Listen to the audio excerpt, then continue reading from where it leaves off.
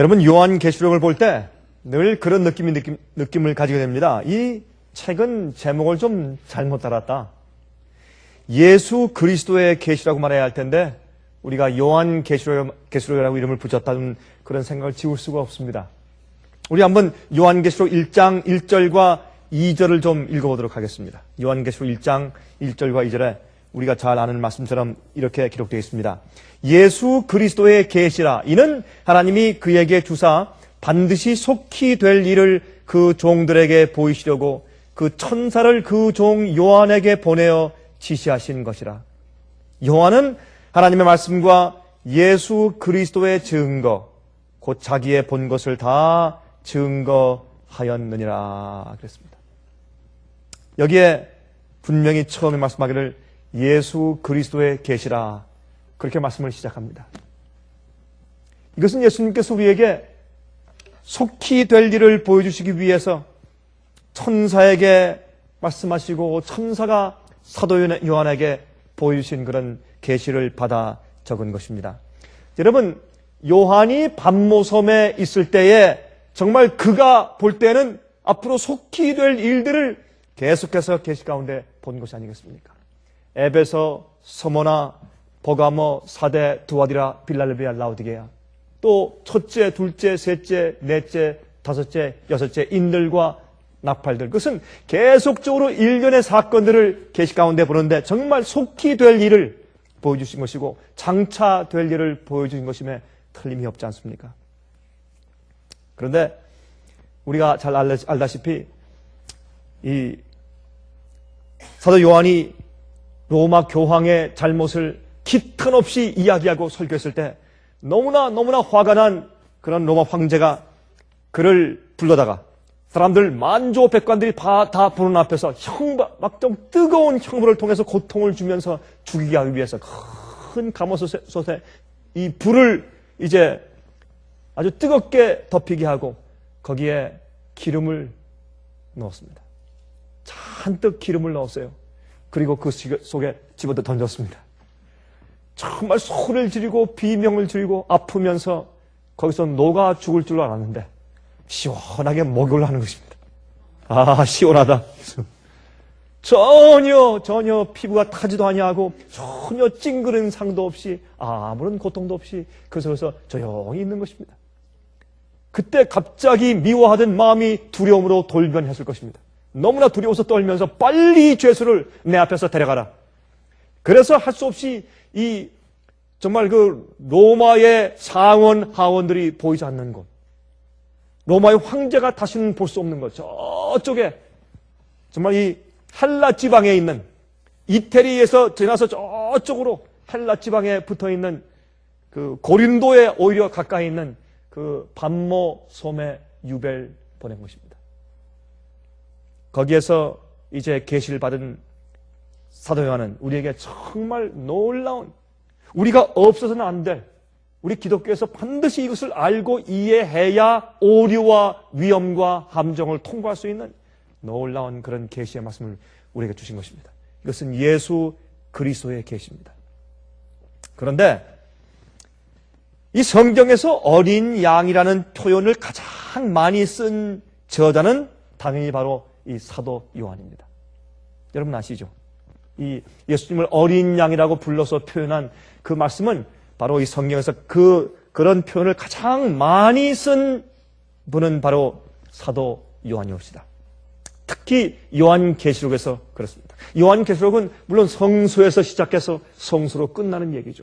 예수님께서 성소에서 7 금촛대 사이에 걸어다니시는 것을 이제 설명한 것이 1장이고 그 다음에 맨 마지막에 내가 보니 하늘에 성소가 없더라 라고 하면서 이 요한계시록이 끝나는 것입니다. 그런데 여러분 아십니까?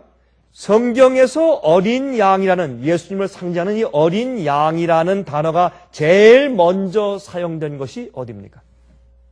어디에서 제일 먼저 어린 양이라는 단어가 성경에서 사용되었겠습니까? 여러분 혹시 아세요? 예, 성경에서 어린 양이라는 표현이 가장 제일 먼저 사용된 곳은 창세기 22장 7절입니다. 여러분 창세기 22장은 누구의 이야기가 기록된 장입니까? 아브라함이 이삭을 모리아산에 가서 제물로 드리는, 번제물로 드리는 그 장면이 기록된 장으로 유명합니다. 창세기 22장 7절 보시면 다음과 같이 말씀되어 있어요. 이삭이 그 아비 아브라함에게 말하여 가로되 내 아버지여 하니 그가 가로되 내 아들아 내가 여기 있노라. 이삭이 가로되 불과 나무는 있거니와 번제할 어린 양은 어디 있나이까? 이 절이 어린 양이라는 단어를 제일 먼저 성경에서 기록한 대목이에요. 아버지, 참 이상합니다. 여기 나무도 있고 불도 있고 지금 우리가 번제물을 드리기 위해서 지금 올라가는데 어떻게 번제할 양이 없습니까? 어린 양은 어디 있습니까? 아니, 아버지께서 이런 실수도 다 하십니까? 그래서 이 어린 양을 찾는 그 대목에서 제일 먼저 성경은 어린 양이라는 단어를 소개해요. Where is the lamb? 양이 어디 있는가? 양이. 우리의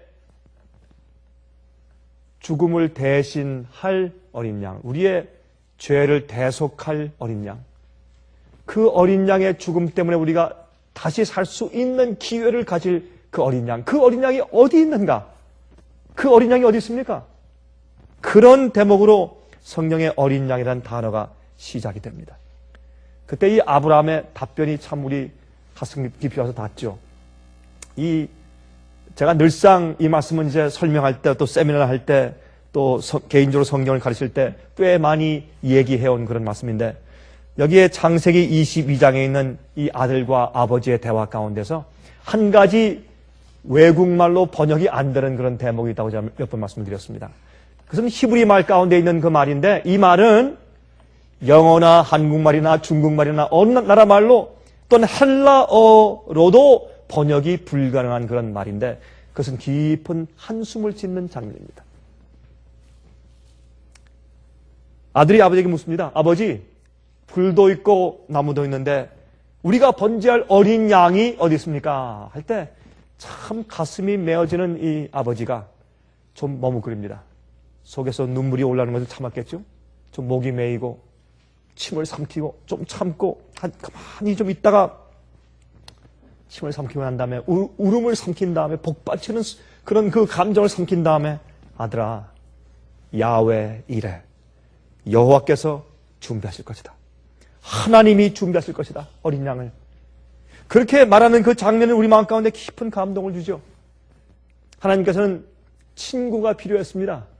당신의 아들을 갈바리에 보내시는 찢어지는 하나님 아버지의 그 심정을 이해할 친구가 필요해서 아브라함을 택하시면서 그 경험을 주시었죠. 그리고 하나님께서 대속하실 어린 양 구세주 메시아를 보내는 것이 무슨 뜻인지 우리 인간이 실제적으로 더 이해하도록 하기 위해서 이제 그 장면을 허락하신 것을 우리가 압니다. 여호와 이레, 하나님이 준비하실 것이다. 그런 질문을 3번 합니다. 아들이 그러죠. 아버지, 참 생각해봐도 정말 이상합니다. 아버지의 그 대답을 내가 듣긴 들었는데 아버지 참 불도 있고 나무도 있는데 어린 양 번제물이 어디에 있습니까? 또 그는 참 복받치는 그런 감정을 누르고서 답변합니다. 아들아, 야훼 이레, 여호와께서 준비하실 것이다. 또 3번째 묻습니다. 아버지시여, 불도 있고 나무도 있는데 번제물인 어린 양이 어디 있습니까? 참 3번째 정말 가슴이 아팠을 것이에요. 뭐라고 말합니까? 자기 부인한테는 말하지 못하고서 몰래 데려온 아들. 그러나 그는 믿었어요. 그 밑에 그 모리아산 밑에 그 이제 종들을 남겨두고 하는 얘기가 내가 내 아들과 함께 올라가서 번제물을 드린 다음에 우리가 함께 내려올 것이라고 해서 하나님께서 그 아들을 죽이실지라도 그 아들을 부활시킬 것이라는 주님의 섭리가 그 뜻이 뒤에 반드시 있다는 것을 그는 믿었어요. 믿고서 우리가 다시 돌아올 것이라. 그렇게 말을 했습니다. 3번째, 그는 눈물을 삼키면서 아들아, 야훼 이레, 야훼 이레. 그렇게 말을 했습니다. 어떤 사람들은 그렇게 말합니다. 아브라함이 정말 아들을 제물로 바친 것입니까? 바친 것이 아니죠. 명령만 들었지만 고통을 통과했지만 바친 것은 아니죠. 그러나 성경에 있는 말씀 보면 아브라함이 아들을 완전히 바쳤습니다. 왜? 인간으로서 더 이상 그 아들이 죽는 것을 막을 수 없는 지경까지 갔어요. 그렇죠? 그래서 하나님께서 우리에게 시련을 주실 때 이 문제와 꼭 같습니다. 여러분, 하나님께서 우리가 시련을 통과할 때 우리가 정말 죽는 경험을 합니까? 안 합니다. 우리가 가장 사랑하는 것을 주님께 바칠 때 사실 그것이 우리에게 없어집니까? 아닙니다. 우리가 자식을 바칠 때, 내 자신을 바칠 때, 내 재산을 바칠 때, 무엇을 바칠 때, 내 명예와 내 지위를 바칠 때 주님께서 내 것을 완전히 없어지게 하십니까? 아닙니다. 주님께서 우리에게 요구하시는 것은 내가 더 이상 바친 다음에 더 이상 내가 세이브할 수 없을 정도까지 가는지 안 가는지 보시는 것입니다. 그래서 아브라함은 아들을 사실 바쳤습니다. 더 이상 칼을 들고서 내려치려고 할 때 그는 더 이상 인간적으로 그 아들을 더 이상 세이브하거나 그 아들을 건들 수 없는 지경까지 그는 갔어요. 아들을 완전히 바쳤습니다. 아브라함은 믿음의 조상입니다. 그렇죠? 그때 하나님께서 아브라함아 아들에게 손대지 말라. 이제 내가 여호와를 경외하는 것을 내가 알았다. 아브라함한테 했다. 이제 이 부자가 기쁨으로 눈물을 흘리면서 얼싸안고 있을 때 참 실감이 안 나죠? 제가 이 장면을 제가 설교를 참 많이 했는데도 사실 잘 실감이 안 나요. 왜 이런 경우를 해봤어야지 실감이 나죠. 그렇죠? 참 놀라운 장면입니다. 이게 헌신이고 이게 믿음이고 이게 순종이에요. 그래서 성경에는 어린 양이라는 단어가 제일 먼저 등장하는 곳이 바로 이 창세기 22장이에요. 그런데 요한은 이 어린 양이라는 단어를 제일 많이 쓴 분으로서 특별히 요한계시록에 그 단어를 많이 썼단 말입니다. 제가 그것을 지금 설명하려고 애를 쓰는 것이에요. 왜 그런지, 또 무엇을 썼는지. 그래서 그들이 부자가 이제 부둥켜 안고 있을 때 그들이 양의 음성을 듣습니다. 양의 음성. 하나님께서 보내주신 양.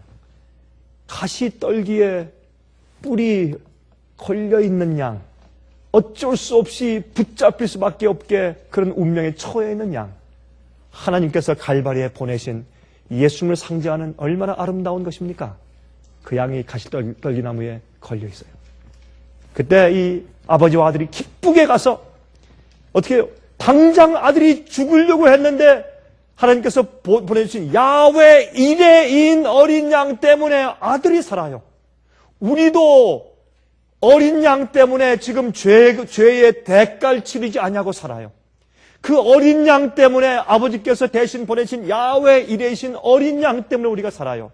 그 양 때문에 호흡하고 그 양 때문에 우리가 소망을 가지고 그 양 때문에 마음 가운데 희망을 가지고 안식을 가지고 기쁨을 가지고 행복을 가지고 숨을 쉬면서 호흡하면서 우리가 살아요. 여러분들 우리가 지금 살고 맥박을 가지고 피가 흐르고 심장이 뛰고 내 위장이 소화하는 것은 어린 양이신 주님께서 보내주신 그 어린 양 때문에 내게 생명이 있다는 것을 우리 매일 잊지 말도록 하십시다. 너무나 잘하는 얘기예요. 얼마나 잘하는 얘기예요. 이것은 말하면 잔소리죠. 그러나 그렇게 느끼고 삽시다. 매일매일 나를 위해서 보내신 야훼 이레이신 어린 양 때문에 내가 지금 살고 있고 소망이 있어요. 죄의 형벌의 경험을 우리가 통과할 필요가 없어요. 그 어린 양 때문에. 그런데 그 어린 양이 붙잡혀 있던 고개를 들어서 보았을 때 저쪽에 가시덤불에 묶여있던 그 어린 양이 걸려있던 그 장소가 바로 갈바리 골고다 언덕이 되었죠. 그리고 이삭과 아브라함이 세운 이삭을 제물로 드리기 위해서 세운 그 번제단이 바로 예루살렘의 성전들의 번제단이 되었지 않습니까, 여러분?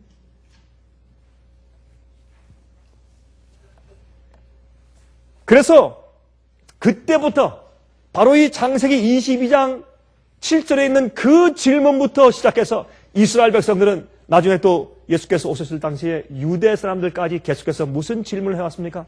어린 양이 어디 있는가? 어린 양이 어디 있습니까? 우리를 위해서 대속할 어린 양이 메시아가 어디 있습니까? 그런 질문이 계속되어 온 것이에요. 그 이후부터 이스라엘 백성들은 하나님의 어린 양을 기다려왔습니다. 나중에 그들이 잘못된 관념을 가지고 유대인들은 말이죠. 진짜 하나님께서 보내신 야훼 이레이신 어린 양이 왔을 때 그들이 예수님을 쳐서 십자가에 못 박아 죽였지만은 그러나 그들이 계속 어린 양을 기다려왔어요. 그런데 보세요. 예수님께서 요한복음 8장 보시면 그때 유대인들이 예수님을 아주 미워했죠. 예수님께서 하나님을 아버지라고 부르고 아버지와 나는 하나라고 말했을 때 그들이 아주 기분 나빴어요. 내가 하나님이냐? 기분 나쁘게 물었습니다. 그때 예수께서 이렇게 말씀하셨죠. 요한복음 8장 56절에 말씀하기를 너희 조상 아브라함은 나의 때 볼 것을 즐거워하다가 보고 기뻐했느니라. 물론 우리가 이 말씀을 이해할 때 이제 아브라함이 이 상수나무 밑에서 어떻게 했습니까? 그 지나가던 나그네 셋을 대접했죠. 그 가운데 계신 분은 여호와였지 않습니까? 천사 둘과 함께 이제 소돔과 고모라 성을 알아보기 위해서 오실 때 지나가실 때 아브라함이 참 간청해서 거기에 앉히고 정말 송아지를 잡아서 대접한 그런 경험을 우리가 창세기에서 읽지 않습니까? 우리가 이 말씀을 그때 아브라함이 하나님의 때를 볼 것을 즐거워하다가 보고 기뻐했다라고 인용하지만 또 다른 입장에서 볼 때 사실은 이것은 무엇입니까? 아들을 죽이려고 할 때 무엇이 필요했어요? 아들을 대신해서 죽을 대속제물이 필요했어요. 간절히 기다렸을 때 어린 양을 발견했어요. 아브라함이 나의 때 볼 것을 즐거워하다가 보고 기뻐했다. 그 어린 양이 너희가 고대하던 그 어린 양이 나야. 그 말씀을 하신 것이에요. 그런데 그들이 그 말을 듣고서 예수님을 돌로 쳐 죽이려고 했습니다. 자, 그런데 하루는 말이죠. 사도 요한이 예수님의 제자가 되기 전에 이상한 말 들었습니다. 여러분, 사도 요한은 원래 예수님의 제자가 되기 전에 누구의 제자였습니까? 침례 요한의 제자였어요. 그렇죠? 침례 요한의 제자였는데 하루는 침례 요한 곁에 있다가 무슨 말씀을 들었습니까? 요한복음 1장 29절에 이튿날 요한이 예수께서 자기에게 나오심을 보고 가로되 보라 세상 죄를 지고 가는 하나님의 어린 양이로다. 이 얘기를 들었을 때 그는 얼마나 놀랐을까요? 여러분, 지금까지 2000년 동안 기다리던 그 어린 양이 바로 우리 눈앞에 있단 말인가? 너무나 놀랐어요. 너무 놀랐어요. 세상 죄를 지고 가는 하나님의 어린 양이로다. 여러분, 유대인들은 이스라엘 백성들은 말이죠. 그 아브라함의 경험을 통해서 너무나 잘 알았어요. 그런데 잘못된 그런 예언의 해석 때문에 그들이 메시아를 잘못 알아봤지만 그러나 이 얘기를 들었을 때 요한은 가슴이 철렁하면서 이게 무슨 말인가? 2000년 동안 고대하던 어린 양 그 야훼 이레가 우리 눈앞에 있다니 누구란 말인가? 얼마나 당황하고 놀래서 그런 예수를 찾아서 참 비집고 나가면서 예수 얼굴 보려고 애를 썼을까요? 그렇죠? 여러분, 그런데 침례 요한이요, 예수님을 하나님의 어린 양이라고 몇 번 불렀습니까? 몇 번 얘기했어요? 2번. 그렇죠? 2번 얘기했는데, 여러분, 요한복음 1장을 가만히 보시면 그 뒤에 그 문맥을 보면 예수님께서 침례 받으시고 난 다음에 침례 받으실 때에 침례 요한이 예수님을 향해서 세상 죄를 지고 하는 하나님의 어린 양이라고 얘기했고, 예수님께서 침례 받고 나서 40일 동안 광야에서 시험당하시고 돌아오신 다음에 또 예수님을 보고 하나님의 어린 양이라고 또 지목해서 말을 했습니다. 2번 했어요. 침례 요한이 2번 예수님을 손가락을 가리키면서 세상 죄를 지고 가는 하나님의 어린 양이고 바로 저것이 아브라함에게 계시하신 야훼 일의 어린 양이야 라고 말을 했는데 얼마나 그들이 마음이 완악하고 그들이 성령의 음성을 듣지 못했으면 그것을 깨닫지 못하고 예수님을 메시아로 영접하지 못했느냐 말이에요. 참 이상하죠? 요한복음 1장 35절과 36절에 이런 말씀을 했습니다. 또 이튿날 요한이 자기 제자 중 2사람과 함께 섰다가 이 2사람은 요한과 안드레예요. 베드로의 형제 안드레와 요한이 이제 서서 그 말을 들은 것입니다. 제자 중 2사람과 함께 섰다가 요한이 자기 제자 중 2사람과 함께 섰다가 예수의 다니심을 보고 말하되 보라 하나님의 어린 양이로다. 요한과 안드레가 그 말씀을 들었습니다. 얼마나 감동받았겠어요. 그래서 예수님께 나가서 주여 어디 계십니까? 라고 질문했어요. 그때 와서 보라. 그렇게 말씀하신 것을 우리가 잘 알고 있죠. 그래서 사실 이 신약 성경을 말이죠. 예수님을 어린 양이라고 부른 그 장면은 요한복음과 요한계시록에만 나옵니다. 물론 누가복음에도 한번 나오고 사도행전에도 한번 나오지만 그때 이 어린 양은 사실 이 교회에 있는 교인들을 지칭해서 그렇게 쓰여진 말이고 예수님을 어린 양이라고 부른 것은 사실은 요한복음과 요한계시록밖에 없어요. 그 침례 요한이 지목한 것을 그가 들은 그는 깊은 관심을 가지고 어린 양에 대해서 연구하고 성경의 것을 기록한 그런 저자가 되었습니다. 자, 이제 우리 성경 좀 펴십시오. 요한계시록 5장을 다 펴십시오. 요한계시록 5장입니다. 이제 성경을 좀 펴셔서 저와 함께 이제 요한계시록을 같이 좀 읽어보도록 하겠습니다. 요한계시록 5장을 먼저 읽겠습니다. 여기에 어린 양이라고 기록한 부분을 같이 한번 읽으면서 좀 살펴보도록 하십시다. 요한계시록 5장 1절부터입니다. 내가 봄에 보좌에 앉으신 이의 오른손에 책이 있으니 안팎으로 썩고 7인으로 봉하였더라. 또 봄에 힘 있는 천사가 큰 음성으로 외치기를 누가 책을 펴며 그 인을 떼기에 합당하냐 하니 하늘 위에나 땅 위에나 땅 아래 능히 책을 펴거나 보거나 할 리가 없더라. 이 책을 펴거나 보거나 하기에 합당한 자가 보이지 않기로 내가 크게 울었더니 장로 중에서 하나가 내게 말하되 울지 말라. 유다 지파의 사자 다윗의 뿌리가 이기었으니 이 책과 그 7인을 떼시리라 하더라. 내가 또 보니 보좌와 내 생물과 장로들 사이에 어린 양이 섰는데 일찍 죽임을 당한 것 같더라. 7뿔과 7눈이 있으니 이 눈은 온 땅에 보내심을 입은 하나님의 7영이더라. 어린 양이 나와서 보좌에 앉으신 이의 오른손에서 책을 취하시니라. 책을 취하심에 내 생물과 24 장로들이 어린 양 앞에 엎드려 각각 검은 고와 향이 가득한 금 대접을 가졌으니 이 향은 성도들의 기도들이라. 여러분, 이게 무슨 말입니까? 왜 그들이 예수님께 성도의 기도가 가득 들은 그 향이 가득 들은 대접을 바칩니까? 어린 양 앞에 엎드려서 그들이 이 금 대접을 주 앞에 바치고 있어요. 이게 무슨 말입니까? 주님께서 일찍 죽임을 당한 어린 양 아닙니까? 주님의 십자가에 돌아가심과 부활하심과 그 희생 때문에 드디어 우리의 소망이 생겼습니다. 희망이 생겼습니다. 이제 우리 대속이 가능해졌습니다. 주님이시여. 그러므로 우리는 물론이고 우리의 구원은 주님의 희생의 근거에서 우리가 먼저 올라와 있는데 24 장로 그렇죠? 예수께서 부활하실 때 같이 무덤에서 부활한 사람들 아닙니까? 24 장로? 마태복음 27장 예수께서 부활하실 때 그때 무덤 속에 있던 많은 의인들이 성도들이 함께 예수님과 함께 부활했다고 말했습니다. 그 사람들이 하늘에 올라가서 24장로가 되었다고 우리가 많은 분들이 그렇게 동의하고 살고 있습니다. 여기에 예수님께서 그러므로 우리를 대신하시는 대제사장이 되셨기 때문에 그분께 무엇을 바칩니까? 주님이시여 성도들의 죄를 용서해 주시고 그들을 죄로부터 구속해 주십시오 라고 무엇을 바칩니까? 성도들이 기도한 기도를 주 앞에 바칩니다. 드디어 그들의 기도를 대신 아버지께 아뢰어주는 유일한 중보자 제사장으로 주님께서 서시는 광경을 우리가 보게 됩니다. 이때 요한은 예수님을 어린 양이라고 표현해 죽임을 당한 어린 양이라고. 근데 여기에 아버지가 보좌 위에서 오른손에 가지고 있는 책은 이것은 유대인들이 이 말씀을 읽으면 금방 이해하죠. 우리는 잘 모르지만 유대인들이 이 말씀을 읽으면 전 땅 문서 금방 알죠. 이렇게 두루마리가 말려져 있는데 거기에 인이 이렇게 쭉 쳐 있어요. 여기는 7개 인이 있어요. 그것은 증인이 7사람입니다. 어떤 때는 증인이 3사람이면 3인이 쳐 있고 5이면 5개 인이 쳐 있었고 그건 땅 문서입니다. 땅이나 집을 팔 때 이제 그것을 증인할 동네 장로들이 와서 자기의 그 초를 떨어뜨리고 자기의 반지에 있는 도장을 거기에 꼭 찍어서 인을 치는 것이죠. 그렇죠? 이건 땅 문서입니다.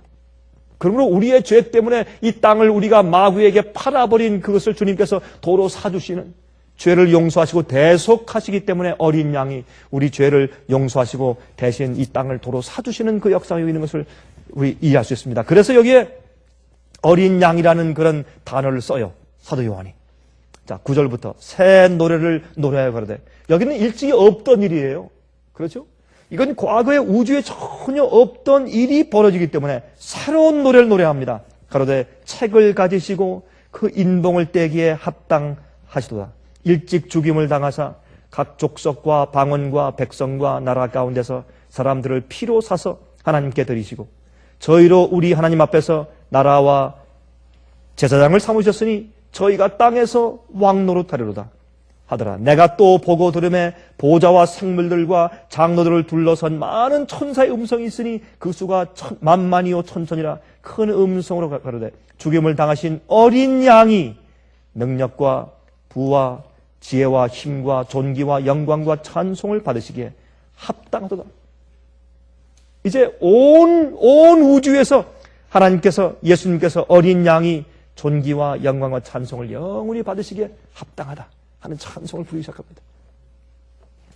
또 내가 들으니 하늘 위에서 땅 위에와 땅 아래와 바다 위에와 또 그 가운데 모든 만물이 가로되 보좌에 앉으신 이와 어린 양에게 찬송과 존귀와 영광과 능력을 세세토록 돌릴지어다 하니 내 생물이 가로되 아멘 하고 장로들은 엎드려 경배하더라. 제가 한번 보니까 말이죠.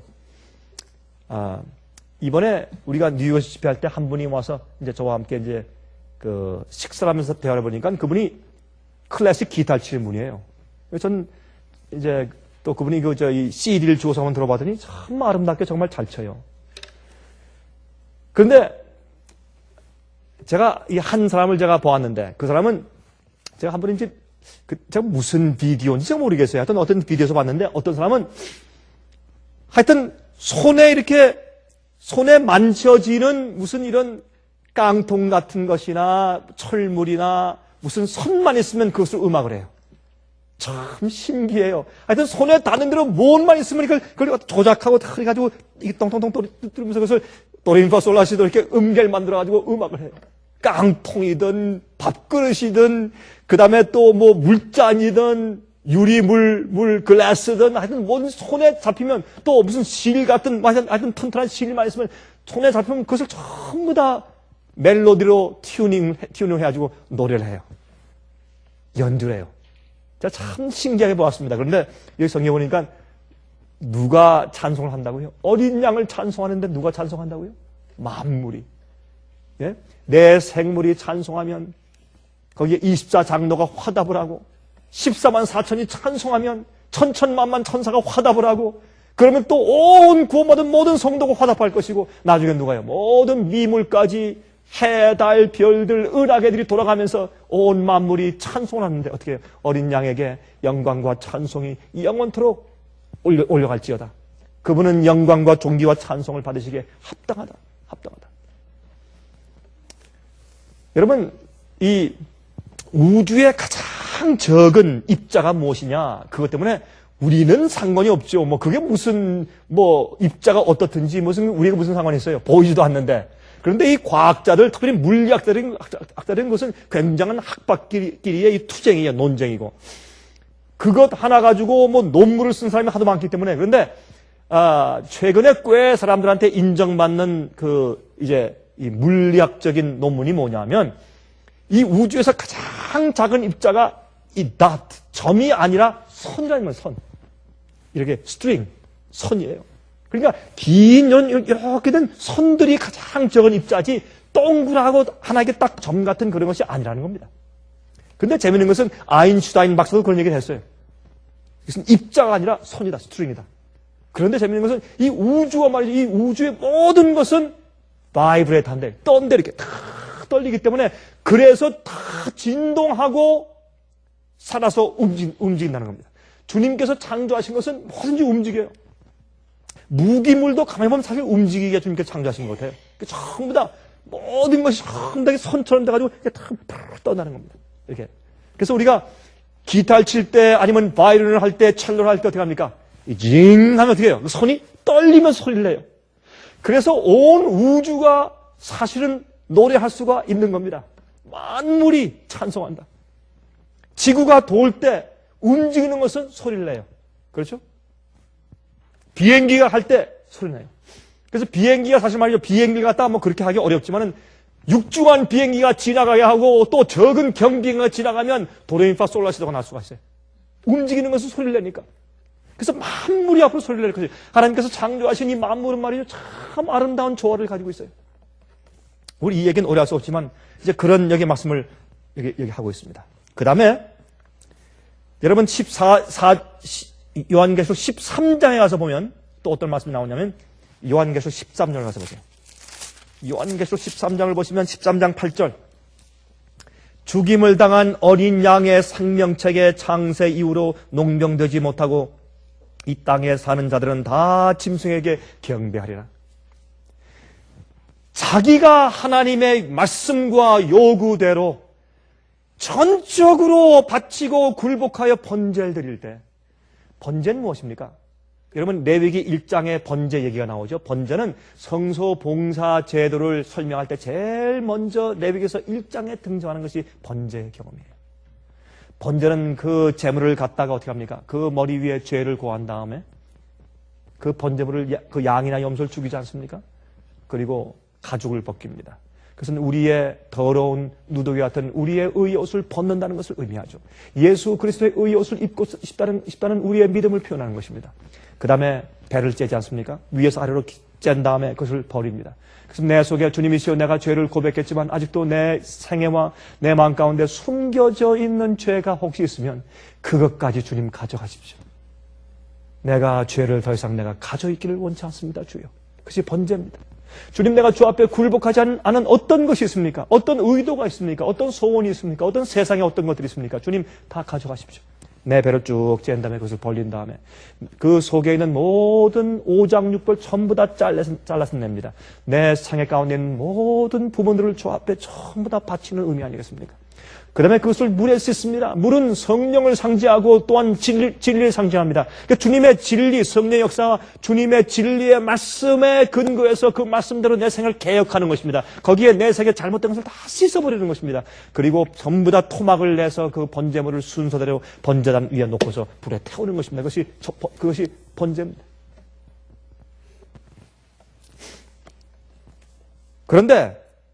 그러므로 사실은 이 어린 양에게 내 모든 것을 어린 양에게 바친 번제물로 바치는 것은 아브라함에게 내가 가지고 있는 가장 사랑하는 것까지도 너에 있는 모든 것을 내게 드리라 라고 말씀하신 주님의 명령 아닙니까? 그때 아브라함처럼 우리의 가진 모든 것을 주 앞에 전부 다 내려놓고 주 앞에 굴복하고 바칠 때 그때 주님께서 무엇을 우리에게 주십니까? 야훼 이레 준비된 어린 양이 우리의 죄를 대속하시는 것입니다. 그러므로 여기에 죽임을 당한 어린 양의 생명책에 하는 것은 주님께서 우리의 모든 죄를 전부 다 가져가셔서 다 대속하시도록 드리는 경험을 가진 자, 온전히 회개한 자, 모든 죄를 씻음받은 경험이 있는 자, 모든 죄를 포기하고 버리고 주 앞에 드린 자, 모든 죄를 전부 다 번제물처럼 태워버린 자만이 영생하는 생명책에 기록된다고 말씀을 했습니다. 그 생명책의 창세 이후로 농명되지 못하고 이 땅에 사는 모든 사람들 앞으로 짐승의 표를 받고 짐승에 경배할 것이라고 말을 하는데 이 짐승의 표에 대한 얘기를 할 때도 어린 양과 연결 지어서 사도 요한은 하려고 합니다. 왜? 우리의 구속은 어린 양이니까. 우리의 모든 성경의 중심은 어린 양이니까. 우리의 죄의 용서도 어린 양이고 우리의 구속도 어린 양이고 우리의 구원도 어린 양이고 죄를 용서하는 것도 어린 양이고 성소도 어린 양이고 성경도 어린 양이고 전부 다 이 우주의 우리의 타락과 우리의 회복에 대해서 모든 것이 어린 양에 초점을 맞추고 있으니까 어린 양을 말하면서 그 초점을 가지고 이 사도 요한이 말하고 있는 것입니다. 우리도 우리 생애가 그래야 돼요. 우리 생애도. 예수님, 나를 대속하신 예수님 어린 양에 우리의 눈을 초점을 맞추고 그것을 중심으로 생각하고 산다면 그것이 사도 요한 같은 거룩한 생애로 되는 것입니다. 그렇게 우리가 산다면 숨을 쉴 때 우리가 그렇게 습관을 해보세요. 주여 감사합니다. 감사합니다. 내게 숨이 붙어있고 오늘 아침 눈을 떴군요. 감사합니다. 하나님의 어린 양이시오. 감사합니다. 생각할 때 음식을 먹을 때 기쁘나 슬프나 내 머리 가운데 의식이 있을 때 성경 말씀을 읽을 수 있고 성령의 음성을 들을 수 있고 내가 주님께 감사 찬송과 기도할 수 있을 때 영생에 대한 주님의 역사를 내 마음 가운데 내 생각 가운데 경험할 수 있을 때 어린 양의 은혜 때문이다. 어린 양의 은혜 때문이다. 그렇게 생각하는 것을 우리가 마음 가운데 습관해야 될 것입니다. 요한계시록 14장 1절 보시면 이렇게 말씀되어 있어요. 또 내가 보니 보라 어린 양이 시온산에 섰고 그와 함께 14만 4천이 섰는데, 여러분 사람들 말하기를 이것은 14만 4천 책이다, 14만 4천 장이다. 그 말이 맞아요. 맞지만 주인공이 누굽니까? 어린 양이에요. 어린 양이 서 있는데 그 주위에 들러리로 14만 4천이 서 있어요. 어린 양이 대속의 피를 흘린 다음에 생긴 첫 열매를 데리고 주위에 서 있기 때문에 어린 양이 주인공이에요. 여기에 야훼 이레신 어린 양이 주인공이요. 그렇죠? 그런데 어떤 사람들을 가졌어요? 예수님의 신부인데 어떤 사람들이에요? 지금 보니까 어린 양이 어디로 인도하든지 따라가는 자들이에요. 어디로 인도하든지 따라가는 자들이에요. 한 가지 또 흥미있는 것은, 여러분 이 어린 양이 왕이 됐어요. 그렇죠? 어디든지 충성을 바치면서, 목숨을 다해서 충성을 바치면서 따라다니는 부하가 있으면 그건 무슨 뜻이에요? 왕이 되었다는 뜻이에요. 예수님이. 어린 양에 속한 자들이 있어요. 그 입에 거짓말이 없고 흠이 없는 자들이라고 했습니다. 이 13만 4천을 12지파에서 나오는 사람들이라고 말을 했는데, 그것은 인류들의 각기 다른 성격들을 상징하죠. 제가 이 얘기는 많이 했으니까 말이죠. 햇빛을 나누면, 여러분 햇빛이 빛이지만 햇빛을 나누면 그 속에 색깔이 무지개 색깔이 일곱 가지가 있어요. 마찬가지예요. 사람들 속에 12가지의 성격이 있어요. 그 속에서 주님께서 각각 그 성격들을 구속하시는 역사를 설명하기 위해서 각 지파에서 나오는 14만 4천이라고 성경은 설명하고 있는 것입니다. 요한계시록 15장 보세요. 요한계시록 15장 2절 3절. 요한계시록 15장 2절과 3절 좀 보시기 바랍니다.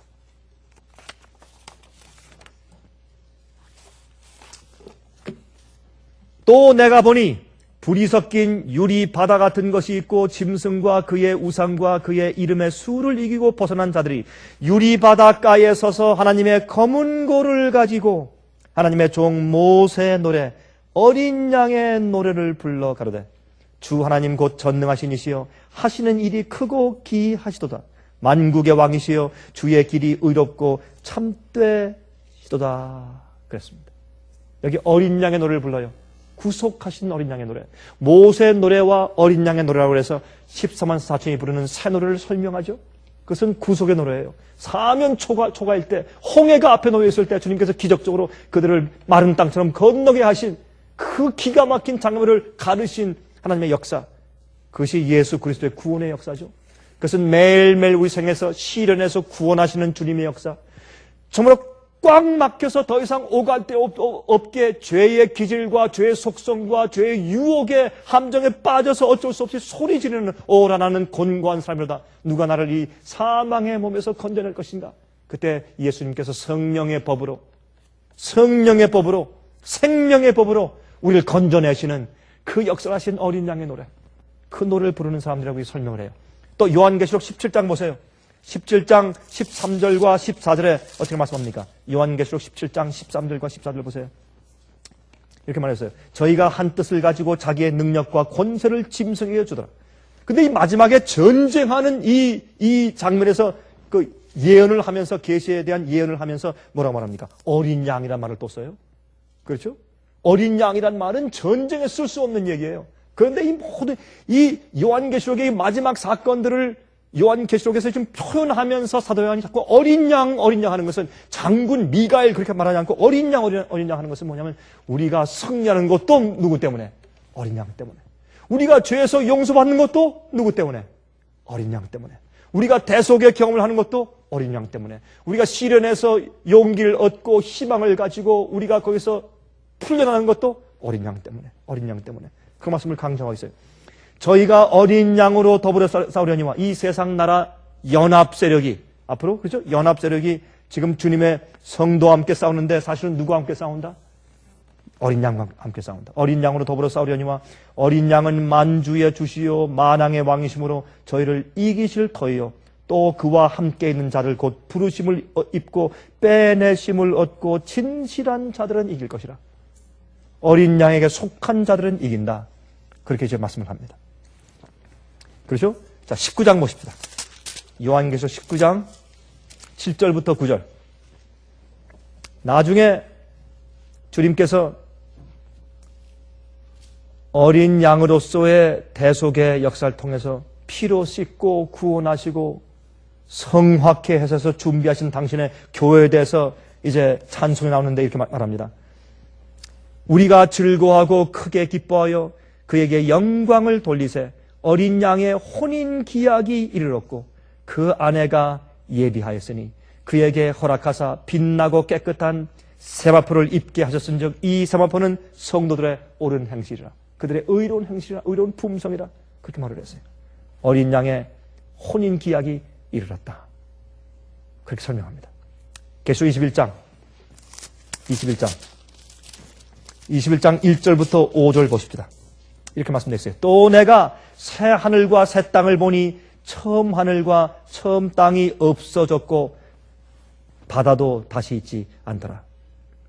여러분, 제가 오늘 저녁엔 여러분들께 좀 헤비한 어떤 교리적인 문제나 그런 말씀을 드리는 것이 아니라 우리가 주님께서 날 위해 하신 일이 무엇인가 하는 것을 어린 양이라는 단어를 통해서 한번 쭉 살펴보려고 하는 것이에요.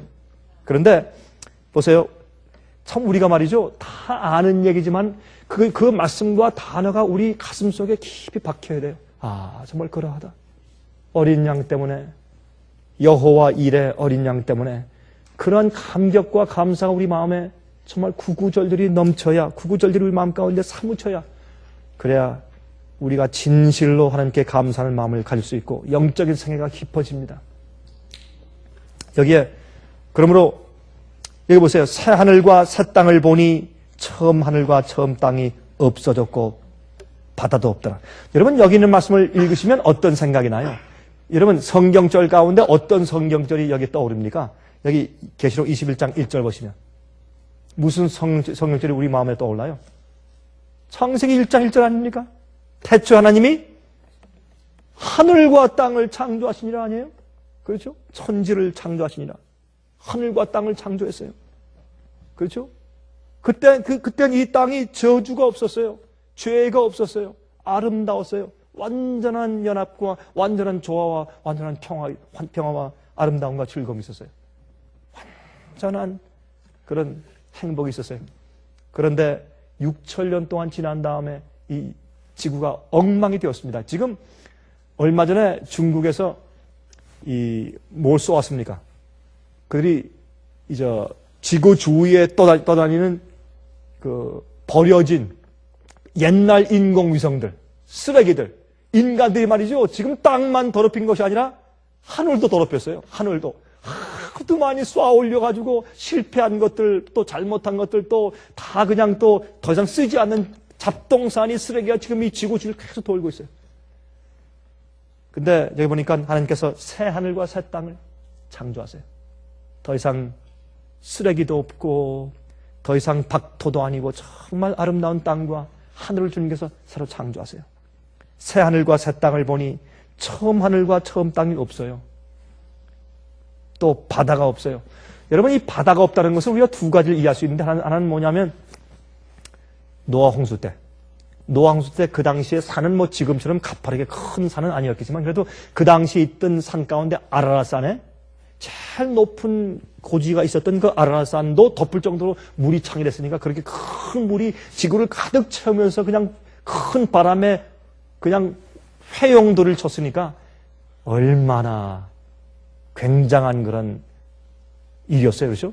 그냥 소용돌이 치면서 돌았으니까 아마 지구의 핀 곳이나 여러분 저기 요즘에는 제가 이거 신문에 보니까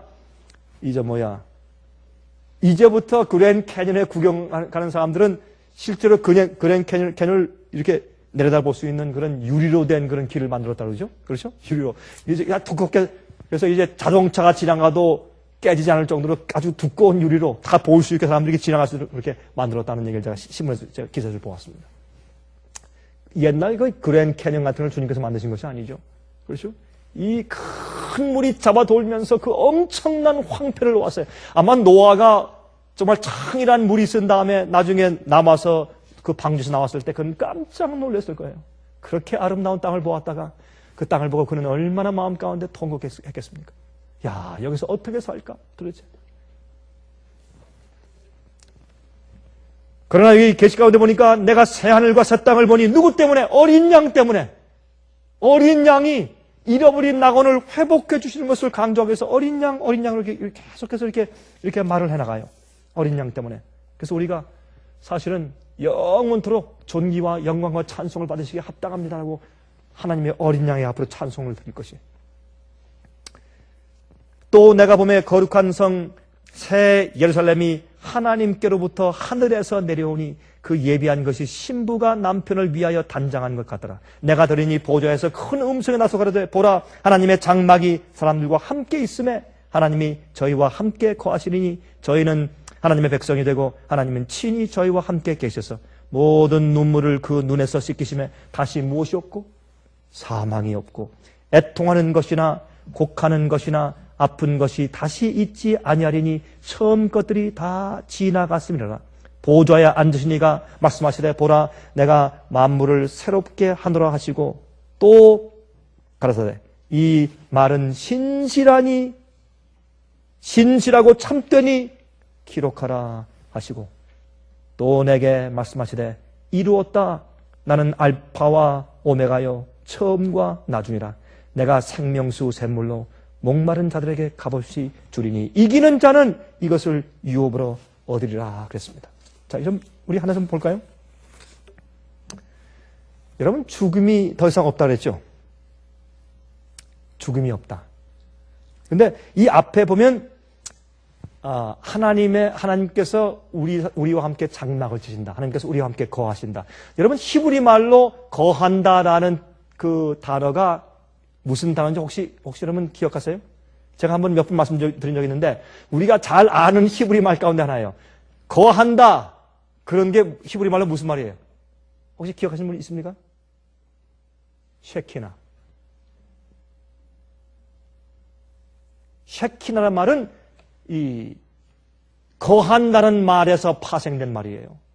그래서 지성소에서 이 속죄소 위에 은혜의 보좌죠. 속죄소 위에 쉐키나 영광이 비추는 그것은 하나님께서 여기에 임재하고 거하신다 그런 뜻으로 쉐키나 그렇게 한 것이 그게 쉐키나가 된 거예요. 쉐키나 하면 영광의 광채인 줄 알지만 사실 하나님께서 거기 거하신다 그런 뜻이에요. 여기 보니까 어떻게 해요? 하늘과 새 땅이 쓴 다음에 하늘에서 새 예루살렘 성이 내려온 다음에 하나님이 우리와 함께 장막을 치고 거하세요. 어린 양 때문에 거하시는데 우리가 지금 말이죠. 우리가 아이들이 물으면 어떻게 합니까? 아이들이 엄마 아빠 하나님께서 계신 곳이 어디야? 하나님의 보좌는 어디 있어? 그럼 저기 하늘 저쪽에 우주 중간에 거기 하나님의 보좌 계셔. 주님께서 거기 거하신다. 그렇게 말을 하죠.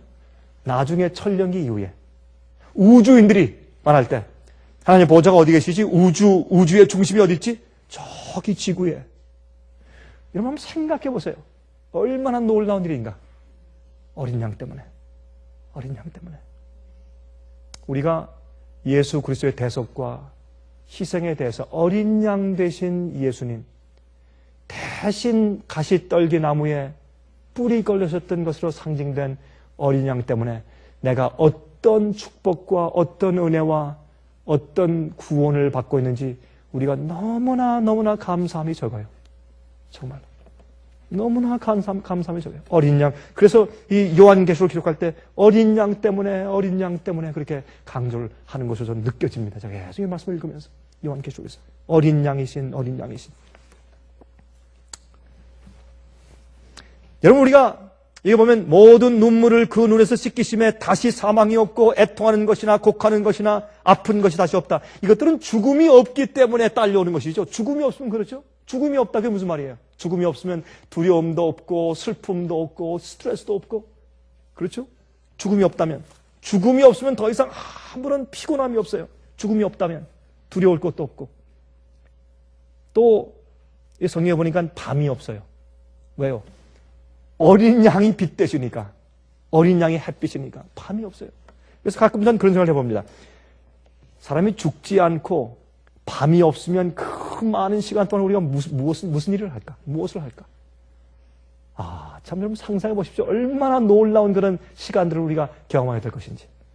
밤이 없는데 여러분 아무리 피곤해도 아무리 배가 고파도 피곤하면 아무리 좋은 음식 갖다 줘도 먹고 싶은 마음이 없어요. 그렇죠? 근데 사람이 피곤하지 않고 밤이 없어서 잠을 자지 않고 죽지 않고 영원히 사는데 얼마나 우리가 할 일이 많고 배울 일이 많겠습니까? 참 제가 이걸 생각하면 참 하나님께서 우리에게 베푸신 기업이 얼마나 큰가 하는 것을 우리가 상상할 수가 있어요. 우리가 사실 상상할 수가 없는 것이죠. 5차원의 세계. 가끔 우리가 이런 생각을 하죠. 이 낙엽이 없다.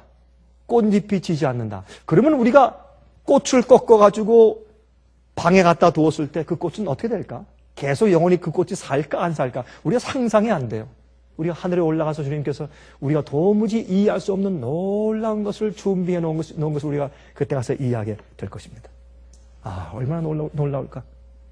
무궁무진한 기쁨과 행복, 그리고 새로운 배움과 새로운 일거리들. 그래서 우리가 아마 그럴 거예요. 여러분과 제가 하늘에 올라가서 좀 같이 이렇게 지내다가 다른 사람 만날 사람들이 너무나 많아가지고 그분들 만나고 교제하고 또 우주 여행을 하고 돌아와서 어휴 참 오래간만이요. 참 오래간만이요. 가만히 있어 봅시다. 우리 얼마 만이지? 한 1300년 만이네. 아마 이럴 거예요. 안 그렇겠어요? 영원히 사니까 상상이 안 돼요. 이 큰 기업의 축복이 누구 때문에? 어린 양 때문에. 대속하신 어린 양 때문에. 여러분, 우리가 용서받기 우리가 남을 용서하기 위해서는요, 그 사람이 나한테 저지른 잘못을 내가 수용해야 내가 용서할 수 있어요. 그 사람이 나를 때렸을 때 그 때린 것을 얻어맞는 것을 내가 참고 얻어맞은 다음에 내가 당신을 용서해요. 그 사람이 나쁘게 저지른 것을 내가 감수해야 용서가 가능해요. 그렇죠? 이것을 조금 더 다른 말로 바꿔본다면, 이럴 수는 없지만은, 만약에 우리가 다른 사람을 죽였어요. 그러면 죽임을 당한 사람이 어떻게 해요? 살인자를 용서해 줘야 돼. 그것은 뭐예요? 자기가 죽음을 감수해야 돼요. 그 다음에 용서할 수가 있어요.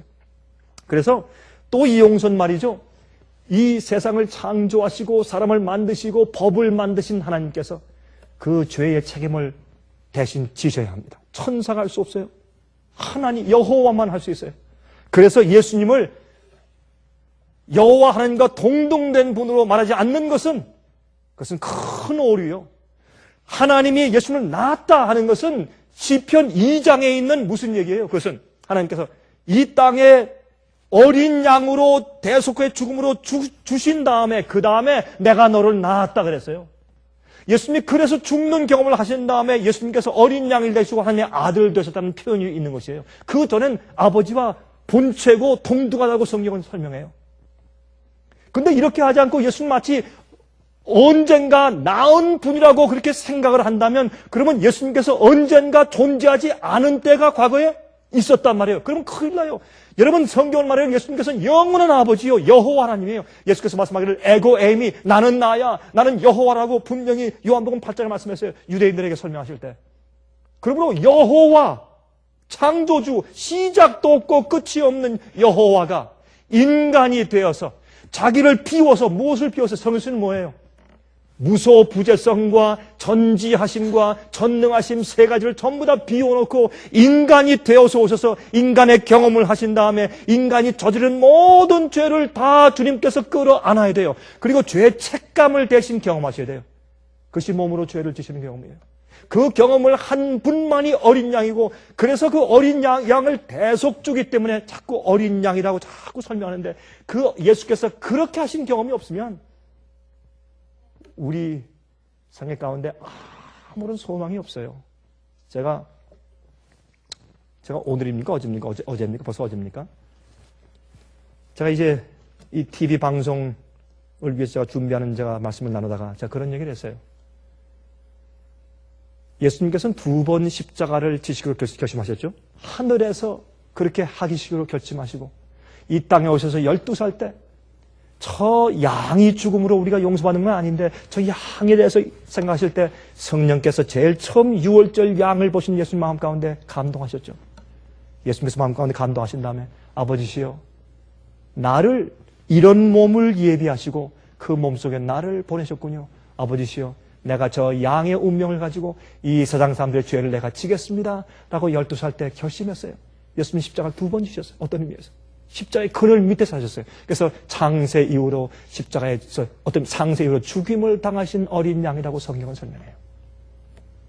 이 어린 양 때문에 내가 산단 말이에요. 이 어린 양 때문에. 여러분, 그런데 여기 보시면 여러분 새 예루살렘 성을 볼 때 그게 어떻게 되어 있어요? 어린 양이 중심이면서 그래서 제가 이걸 보니까 그래서 그렇게 쓴 것 같아요. 제가 처음에 참 이해가 안 됐는데 어린 양이 중심으로 계속 요한계시록을 쓰다가 끝에 어떻게 해요? 새 예루살렘에 내려오는데 그 장과 광과 고가 어떻더라? 여러분들이 오늘 돌아가셨어요? 그거 왜 그래요? 장과 고와 길이와 넓이와 고가 어떻더라? 같더라. 길이와 넓이와 높이가 같아요. 여러분, 그런데 여기에 있는 단어를 보면 약 현재 우리에 쓰는 척도로 얼마입니까? 450마일이에요. 한 면이 350마일. 350마일이요. 한 면이. 그러면 처음에 제가 이게 이해가 안 되더라고요. 350마일, 또 폭도 350마일, 높이가 350마일. 그러면 무슨 집입니까? 완전 큐빅이에요. 정방형이에요. 여러분, 정사각형, 입방형이죠. 단어를 여러분. 입방형인 정사각형 집을 본 적 있어요? 참 볼품 없어요. 우리 인간적으로 생각할 때. 그것도 350마일인데 높이가 350마일이니 얼마나 이상한 집이냐 말이에요. 그렇게 집을 지으셨어요, 하나님께서. 왜 그런 줄 아세요? 제가 가만히 생각하니까 이런 것 같아요. 그래 큰 엄청난 성이 내려오는데 그 성에 보니까 이제 성이 어떻게 했거든요. 어린 양의 보좌가 있고 그 주위에 24장로가 있더라. 그 이상한 얘기예요. 그거는 어라운드예요. 그런 어린 양의 보좌가 이렇게 가운데 있으면 그 입방 사각형인 새 예루살렘 집에 딱 중간 정도의 공중에 어린 양의 보좌가 있는 것 같아요. 그러면 그 주위에 24장로가 있고, 그렇죠? 그 주위에 13만 4천이 있고, 그 주위에 천사는 그 밖에 있겠죠, 물론. 그래서 구속받은 성도들이 그 새 예루살렘 성에 들어가면 그 안에 우리가 보좌 위에 앉아있으니까, 1000년 동안 보좌 위에서 우리가 우리가 심판한다는 말씀 드리고, 그러니까 그 안에서 공중에 띄어있는 보좌가 있는데 그 큰 성의 가운데 어린 양의 보좌가 있으면 그 주위에 보좌들이 꽉 차 있는 것 같아요. 구속받은 성도와 13만 4천의 보좌가. 전 그런 식으로 이해가 돼요. 그래서 심지어는 이렇게 새 예루살렘을 성전처럼 이런 이 건물을 설명하는 과정에서도 어린 양이 중심이에요. 그래서 끝날 때 요한계시록 22장 1절부터 4절에 말씀하기를 또 저가 수정같이 맑은 생명수의 강을 내게 보이니 하나님과 및 어린 양의 보좌로부터 나와요. 중심일 뿐더러 거기에서 우리 생명수가 흘러나오고 또한 그의 얼굴에 그의 이름이 우리의 이마에 그의 어린 양의 이름이 기록되어 있다고 성경은 설명합니다. 우리의 생애를 어린 양의 중심을 삼아 살게 되시기를 간절하게 바랍니다. 하늘에 계신 우리 아버지, 우리 생애에 요한계시록에 기록하신 것처럼 야훼 이레이신 어린 양을 중심으로 해서 살 수 있게 도와주시옵소서. 우리가 잊지 않게 하셔서 우리를 사하신 대속의 죽음 때문에 우리가 호흡하는 것을 매일매일 자각하게 도와주시고 우리의 음식을 먹음과 기력을 얻음과 우리가 살 수 있음과 하늘의 소망을 바라볼 수 있음과 우리가 성경 말씀을 가지고 우리 가슴에 끌어안고 감사할 수 있음과 우리가 하나님을 아버지라고 부를 수 있음과 우리의 피가 돌고 우리의 다리가 움직이고 우리 두뇌가 사고하고 분석해서 진리를 이해할 수 있는 모든 것들이 하나님의 준비된 어린 양 때문에 이런 큰 생명의 특권과 구원의 경험이 있다는 것을 늘 상기하게 도와주시옵소서. 아버지, 저희는 감사할 줄 모르는 사람들입니다. 우리가 죄의 결과가 너무나 크기 때문에 우리 두뇌가 완악해지고 우리의 마음이 참으로 주 앞에 감동이 적은 사람들로 비워내버렸습니다. 우린 6천년 역사 가운데서 가장 마음이 둔한 사람들입니다. 그 세대에 우리가 살고 있습니다. 주여, 저희를 불쌍히 여기셔서 7 눈을 가졌다고 표현된 성령께서 온전한 역사를 저희 마음 가운데 베푸사 하나님의 은혜로, 예수 그리스도의 은혜로, 그 은혜로 내가 여기에 있고 살고 있다는 것을 늘 감격하는 마음으로 주 앞에 헌신하게 도와주시옵소서. 주님이시여, 저희 마음속에 주님께서 어디로 인도하시든지, 어린 양이 어디로 인도하시든지, 어린 양께 너무 감사함으로 어디로 인도하시든지 따라가는 그러한 주님의 백성들 되게 축복하시기를 살아계신 예수 그리스도의 귀하신 이름을 의지하여서 간절하게 기도합니다. 아멘. 은혜 많이 받으셨습니까? 지금까지 들으신 이 생애빛 예배 설교는 간절한 마음으로 진리를 찾는 분들과 정직한 양심으로 말씀을 받아들이고 언제나 진실이 무엇인지를 생각하는 그리스도인들을 위한 말씀입니다. 주변 가족들이나 친지들 중에 말씀을 사모하고 순결한 신앙을 갖기 소원하는 분들이 계시면 저희 생애빛 예배 설교 테이프를 소개해 주시기 바랍니다. 매주 원하시는 분들의 가정으로 직접 배달되는 생애빛 예배 설교는 개인의 신앙 부흥이나 소규모 그룹 예배를 위하여 비디오와 오디오 카세트 테이프, DVD, CD로 제작되었습니다. 생애빛 예배 설교 테이프를 원하시는 분들은 1-877-704-1004번으로 전화하여 신청하시면 됩니다. 그럼 다음 시간까지 안녕히 계십시오.